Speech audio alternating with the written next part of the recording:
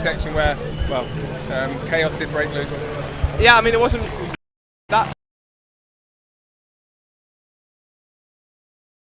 Sort of everyone had that feeling like, oh, it was a little bit slippy maybe, and yeah, we were racing to the top of the climb to get into that descent in a good position, and yeah, it was like a straight road, but obviously maybe just a touch in the brakes and bikes underneath people in the front, and then when that happens in front of you, there's not really much you can do. And I was just in the midst of it. It was a kind of memory that I don't think I'm going to forget for a long time. I was just sliding downhill for what felt like a long time. I've never slid on my back. It was quite something, you know, good 300 metres without didn't know where my bike was, just sliding, like hoping to stop at some point, and yeah, pretty scary stuff. And I think a lot of guys came down as well, you know.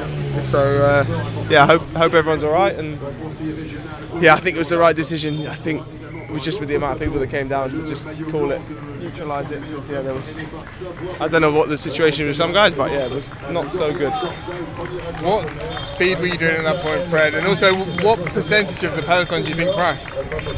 A good 75% of people, I think, went down.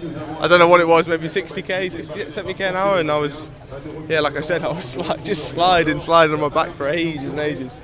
Yeah, it took me a while to find my bike again. I had to walk back up the hill to look for my bike, but yeah, I've got a different, you know, I might have scratched the paint job. I've ruined my shoes.